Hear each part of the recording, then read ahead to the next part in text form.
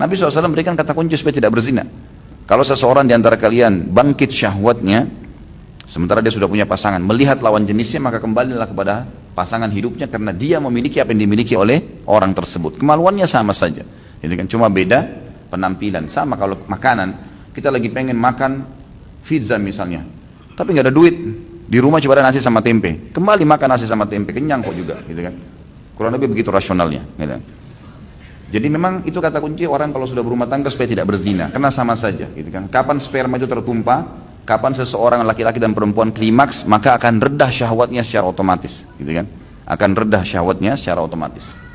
Baik ini, ya, zina adalah perbuatan yang terhinakan dan Nabi SAW berikan jalan keluar tadi. Khusus bagi orang yang belum menikah, lalu ada syahwatnya, ada dua solusi. Yang pertama, dia menikah. Kalau dia ragu, saya belum punya pendapatan Ustaz, maka tidak ada masalah. Karena Nabi SAW menjamin 3 orang yang pasti Allah kasih rezeki. Yang pertama mujahid, pasti dikasih rezeki, janji. Mujahid di jalan Allah pasti dikasih rezeki. Yang kedua mukatib. Mukatib adalah budak yang mau bebaskan dirinya, kemudian dia cicil kepada tuannya. Dan yang ketiga, orang yang menikah karena takut terjerumus dalam perzinahan. Dia menikah.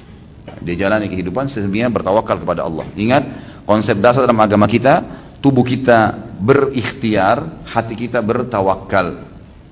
Ikhtiar saja, selebihnya serahkan kepada Allah Subhanahu wa taala. Tidak perlu ada keraguan sama sekali. Selama yang kita kerjakan adalah perbuatan yang baik. Ingat, semua sahabat teman-teman sekalian tidak pernah menghubungkan, sahabat Nabi ridwanullahi alaihim tidak pernah menghubungkan antara menikah mereka dengan prestasi dunia.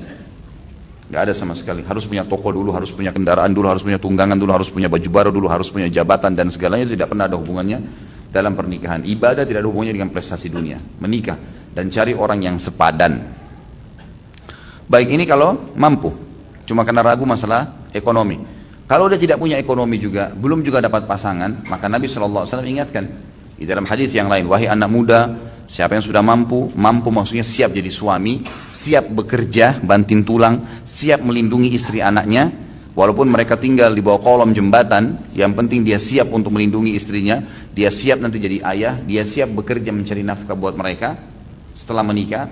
Dan wahai perempuan, siapa di antara kalian yang siap jadi ibu, jadi istri, mau melayani suaminya, mau mencuci bajunya, mau melayani dia, mau siap hamil, punya anak, walaupun tidak punya pendidikan.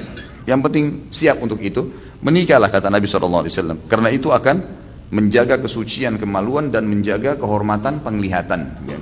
Siapa yang tidak mampu, maka dia seharusnya berpuasa. Karena puasa akan menjadi wija. Wija itu pelindung, tameng. Jadi orang kalau puasa akan redam syahwatnya. Karena ternyata memang yang membuat syahwat bangkit itu karena banyaknya makanan, energi yang masuk dan tidak terlampiaskan. Itu akan membangkitkan syahwat seseorang. Makanya puasa meredam itu, puasa meredam. Jadi ini ada jalan keluar dari Nabi SAW tentunya. Dan saya akan selalu mengingatkan jemaah sekalian, jangan pernah tinggal tanpa pasangan. Seorang laki-laki di sini ikhwah, jangan tunda pernikahan. Ya, menikah, mudahkan pernikahan. Seorang akhwat juga begitu, jangan terlalu rewel banyak pilihan. Gitu ya. Melangkah menikah, mau yang begini, mau yang begitu, mau yang begini, macam-macam. Sudahlah, gitu kan. Menikah dan jalani karena sunnah Nabi SAW. Bukan juga saya katakan menikah dengan sembarangan orang di jalan. Tapi kalau sudah ada orang yang Allah berikan petunjuk dan sudah baik, sedikit 1, 2 kurang, tidak mungkin kita dapat angka 10 teman-teman sekalian. Pasti ada angka 8 mungkin iya. Tapi kalau ada 6 tidak apa-apalah gitu kan. Jangan terlalu rewel gitu. Nah, karena umur terbatas, kalau antum meninggal sebelum menikah gimana? Gitu kan? Akhirnya hilang pahala nikahnya ya. Kecuali memang kalau masih panjang waktu, masih bisa kontrol syahwat itu lain ya, lain. Tidak ada masalah, bukan haram dalam agama. Jadi harusnya jangan terlalu mempersulit, permudah. Begitu pula teman-teman yang sudah duda, janda, jangan tinggal duda dan janda, menikah. Kalau Allah mudahkan, dan jangan malu dengan status, kecuali dalam satu keadaan khusus bagi ya wanita yang punya anak-anak kecil dianjurkan tidak menikah dulu.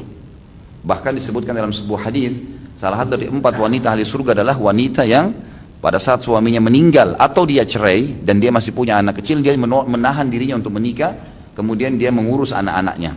Maka ini punya fadilah, ini dapat fadilah sendiri karena anaknya masih kecil. Tapi kalau anak-anaknya sudah besar, dia merasa dia ada hajat, itu tidak ada larangan dan bukan aib. Bukan aib, ya. Ingat Khadijah radhiyallahu anha itu menikah dengan Nabi SAW. Nabi SAW suami ketiga. Sudah menikah 2 kali dengan laki-laki sebelumnya, itu bukan aib dalam Islam. Gitu kan. Malah yang aib itu kalau orang kumpul kebo, bebas-bebasan. Alhamdulillah namanya juga sudah cocok, kumpul kebo. Ya, kebo itu kan selalu kotor ya, jorok. Ya, memang begitu, jorok. Ya. Seperti itulah gambaran.